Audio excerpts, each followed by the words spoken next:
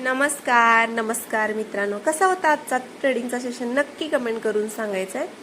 तर चला आपण उद्याच्या ॲनालिसिसचं डिस्कशन करूया. तर मार्केट बघा, मोठ्या टाइम फ्रेमवरती आपण शिफ्ट होऊया. तर मोठ्या टाइम फ्रेमवरती शिफ्ट झाला तर बघा, मार्केट ही निगेटिव्ह कॅन्डल केवढी मोठी तयार केलेली आहे. 24,400ला मार्केटनं रिजेक्शन घेतलेलं आहे. तर उद्यासाठी काय असणार आहे आपण बघणार आहे. 24,400ला रिजेक्शन घेऊन परत 24,100वरून मार्केट थोडं इथं लिक्विडिटी घेऊन थोडं वरती जाते. बट बघूया आपण छोट्या टाइम फ्रेमवरती कसं काय. तर बघा 15 मिनिटावर आपण शिफ्ट झालो आहे आणि मार्केट बघा काय करतंय. काली मार्केट बिग गॅप अप झाला आणि 24,280 इथेच मार्केटने काय केलं, मोठी गॅप अप ओपनिंग दिली आणि साईडवेज केला.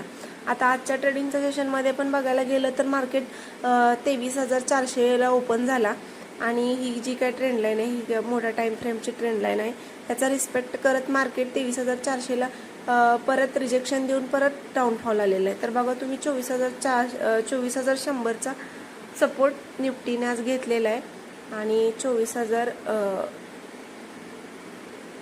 क्लोजिंग आजची बघायला गेलं तर 24,160ची क्लोजिंग आजची आहे. तर मी बघा इथे 24,100ला ट्रेड बनवला होता. तुम्ही बघू शकता 100 पॉईंटचा मी टार्गेट घेतलेला आहे. स्टॉप लॉस मी इथं 45-40 पॉईंटचा ठेवलेला आणि टार्गेट मी इथं 200चा होता, बट मी ट्रेल केलेला. तर उद्यासाठी काय बघा, उद्यासाठी 24,100 हा स्ट्रॉंग सपोर्ट आहे.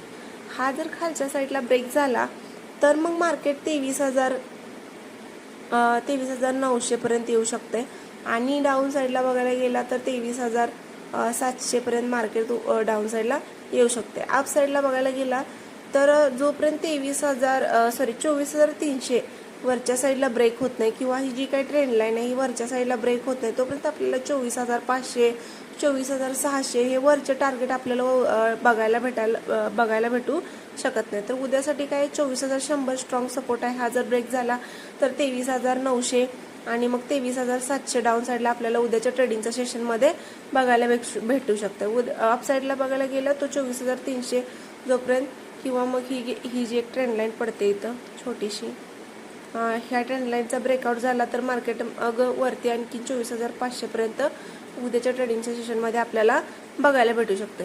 तर मार्केट बघा मोठी गॅपअप होते आणि डाऊनफॉल येते, गॅपअप होते डाऊनफॉल येते. तर मार्केट सध्या समजत नाही आहे कसा बिहेवियर करते.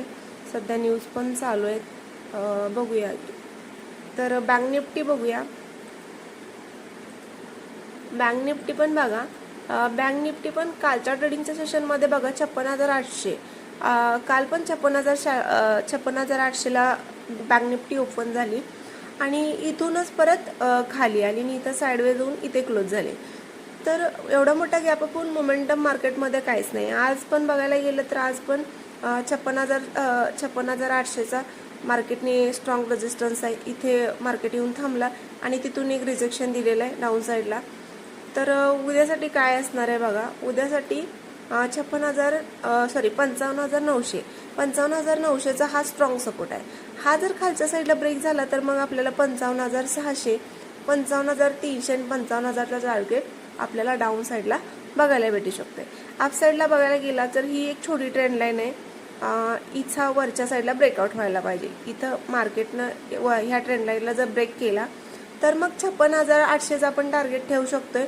बट 56,800 हा खूप स्ट्रॉंग आहे. हा 2 दिवसातही तुटलेला आहे. हा जर वरच्या साईडला ब्रेक झाला तर वरच्या साईडला आणखीन थोडी जास्त मोमेंटम येण्याचे चान्सेस आहे.